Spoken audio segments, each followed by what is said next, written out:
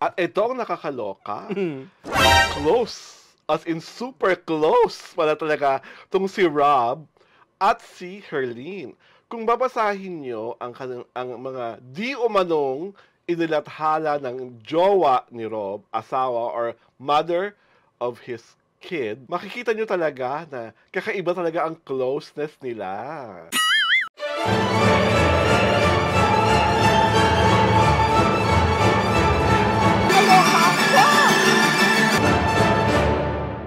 And we are so back for our medium chikahan. Ito po si Alawan Ignacio, the diva that you love. Kasama ko aking kumaring ultra maldita. Hi, this is Alex Brosas. Ito po ang The TT Show, ang Tarayan na Talakayin Showbiz Edition. Ito na putok po sa X social media site ang di umanong pagkakatimbog. Timbog agad? Timbog agad My God! sa private messages ng former beauty queen Herlene Budol. Former agad? Former agad, tapos yung rain niya, di ba? Ay, ko! Oh. Diyos ko! Pag tapos na ang rain, former na kaagad. Oh. Dahil nga, bagong-bago to, mainit pa. Ay!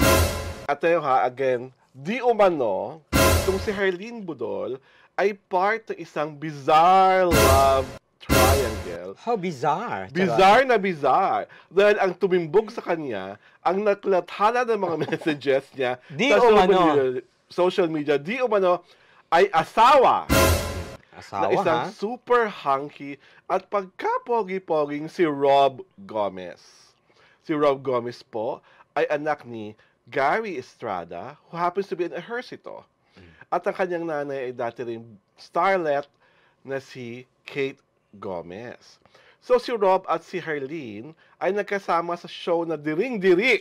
Ay! Ang kumaring ultra maldita ko. God! Pangit na pangit talaga siya. Oh my Sa God! magandang dilag, huwag mong itatanggi. Oh! Oh. Miss So, naman yung magandang dilag, charot! Diba? Dahil tsaka ang storya, charot! At ito ang nakakaloka. Close. As in super close pala talaga itong si Rob at si Herlene. Kung babasahin nyo ang mga di umanong inilathala ng jowa ni Rob, asawa or mother of his kid, makikita nyo talaga na kakaiba talaga ang closeness nila. Diba? Tawan-tawa ka doon sa isa nilang exchange na lumabas. Yung tungkol sa kainan. Ay! Nakakaloka ang kainan. Aray ko! Alam ko na kung anong kinakain nila. Diba? My God. Kainan ng bibingkang mainit. At kainan ng puto bumbong umaalsa. Oh my God! Diyos ko. In na in ngayong kapaskuhan ng kanilang mga kainan. Hindi ko talaga kinakaya. At ito pa ang hindi ko nakakayanin. Ito naman si Herlene, tanggap niya Na? ang sitwasyon. Na ano? Ang katotohanan na siya ay bidang-bida sa katotohanan kabitseri ng taon. Ay! Diyos ko! Yun ang nakakaloka. Tanggap niya. At least, very realistic siya, di ba? Diba? Oo. At ang... Very- Diba? Very genuine siya, di ba? Ang kinakaloka ko, Herlene. Bakit? Maganda ka naman. Maalindog. Well, sa itsura nga naman ni Rob, maunawaan ko naman. Sabi nga sa Working Girls, Sabel, this must be love. Di ba? Baka ganun ang nangyari. Ang isa Diba? pang pinagtatakahan ko, bakit kung totoo na yung partner ni Rob ang naglabas nito Oo. sa social media, bakit, girl, pwede mo namang kausapin ng jowa mo privately Alam at huwag mo- na siya iskandaluhin. Alam mo, di ba may kasabihan? Hell hath no fury like a woman's corn. True ka naman talaga diba? dyan. Ganun yan. So, ginalit mo ako, Pwes, iano ko yan, di So, ba? dahil That is dyan- kung true, na ikaw. Is kung true rin. Oo. Kung true rin na si Sanya Lopez ang magiging bagong Darna, pasok ka, Herlene! Oh my God, Bagong okay. Valentina! Ang babaeng ahas! Grabe, nice segue, naloka Yes. ako, di ba? Pero nakakaloka, ha? Nakaka-shock in a way. Siyempre kasi parang, Bakit ka naman masasyak? kasi akala ko talaga, dahil nga, di ba, beauty queen si Herlene, Oh. parang matino naman ang pagpapalaki sa kanya ng kanyang mga magulang. Oh. At dati naman, maganda ang guidance sa kanya ni Wilbert. Oh, Hindi kaya yun isa sa mga dahilan, kaya binitawan siya ni Wilbert. Bakit naman? I'm speculating, ha? Oo. Di ba Bakit kasi di ba naman? manager dati ni Wilbert? Baka nalaman, maaga na Discovery Channel ni Wilbert ang kahitaran ni Arlene. Ni Herlene. Tapos, Wala siyang magagawa. Personal sinasaway-saway ni niya. Herlene yun eh. Wala siyang magagawa. Kaya si Herlene, baka make or break ito sa kanya. Di ba? Or baka totoo nga ang sabi mo. Oh. Baka mahal niya talaga si Rob. Oo nga, di ba? Alam mo naman ang puso, walang kinikilala. Yes. Ang puso hindi nagsisinungaling. Ang tao ang nagsisinungaling. Yes. Ang puso hindi. Pag gusto ko ng Ang puso, ganda nun! gusto! Ang ganda Ganun lang yun, di ba? Quote ka naman today. Mga gano'n naman sa'yo. Di ba? Ang puso kailanman hindi nagsisinungaling yan. Yes. Di ba? Ang tao ang nagsisinungaling. Di ba? Pagka ang puso na umiral, wala na. Yes. But you have to understand, bakit nasa taas ang utak? Over the puso, di ba? So, tama pala Diba? sinabi talaga ni Donna Oh my Cruz. God! Kapag tumibok ang puso, Oo. wala ka nang magagawa kundi sundin ito. Wala ka talagang magagawa. Di ba?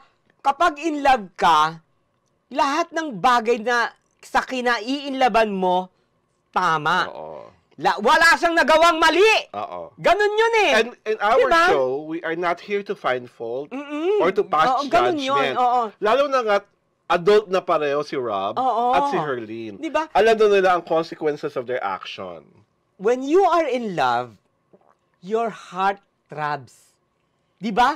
Umaano yun eh, kinikilig ka eh, di ba? Yes. Pag in love ka eh. So, wala kang, ang tingin mo, parang yung sa kabayo, yung what do you call that? Yung nakaganon? Oo. Yun lang. Nakikita mo lang yung mahal mo. Yun lang yun. Ganun, nakapokus ka lang doon. Others you don't see. You don't see, di ba? So, lahat ng masama, lahat ng mali, lahat ng hindi mo makikita. Kasi nakaganon ka lang. Dito sa TV Diba? show, kaya nga, naniniwala kami sa demokrasya at sa bersyon ng mga totohanan, Rob, Herlene, kung gusto nyo magsalita, bukas na bukas po ang aming show para sa inyo. Diba? Baka naman sabihin nyo, ayaw namin kayong pagsalitain tungkol sa pagmamahalan nyo, kung totoo nga may pagmamahalan. I think ang magsasalita dyan si Herlene. Si Kasi siya Herlene. namang very vocal di ba? Oo. Saka ang Kaya tapang lang, ni Herlene, kung mababasabot yung mga messages. kaya lang, kung totoo ngang naging sila, hindi niya naisip yung karir niya. Di ba? Kasi, it might go. Kasi ang tingin sa'yo, ay, may kontrabida ka kasi may asawa at anak yun eh. Sabi mo nga, diba, in lavation. Oh nga whatever it is, di ba? Yun ang all the things that we do, may repercussion yan. Ganun Pero naman kasi yun. ako naman, naunawaan ko na naman itong si Herlene. Pag nakita naman kasi si Rob Gomez, yun lang. So, parang nakita mo na siya. Yes, in person. Ako, Oo. hindi ko siya nakita eh. So, pero sa pictures, he looks good. He looks every inch ay Saka he has a ehersito. real semblance of his father. May talaga. May dugo. Dugong Diba? ehersito. Oo. At May alam niyo naman itsura. ang ehersito. Ay! Kailan pa ba namin i-memorize? Alam niyo na. Aray ko na. Hindi Playful rin naman talaga. lahat. Playful talaga sila. Tapos, grabe rin silang magmahal. Diba? Marami silang mga minamahal. Oo. Diba?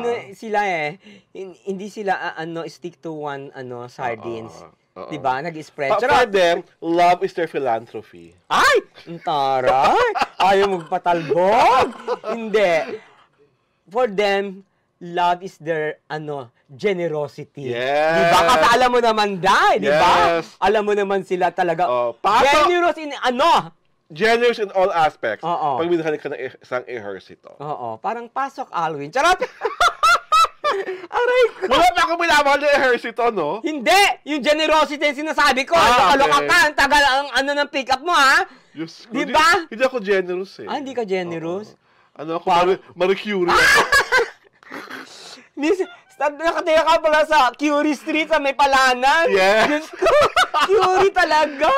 Ikaw ang Miss My Generous. God. Ako, Marie Curie ako talaga. Ako generous ako because I know, how it is to be, yung parang natipid mo yung sarili mo, di ba, na mo yung sarili mo. Pero Kaya ako, on a serious note, Mare, halimbawang nakikinig sa atin si Herlene ngayon, ano gusto mong sabihin sa kanya? stop your shenanigans. Okay. Kasi it will not lead you to anything, good. Di ba? alam mo, there's karma. Yes. Di ba? There's karma. Oo. When you ruin somebody's life or other people's lives, di ba? Kasi may mga involved diyan, di ba? Ako ganito lang. Tingnan mo ang sarili mo sa kanila. Di ba? Tingnan mo.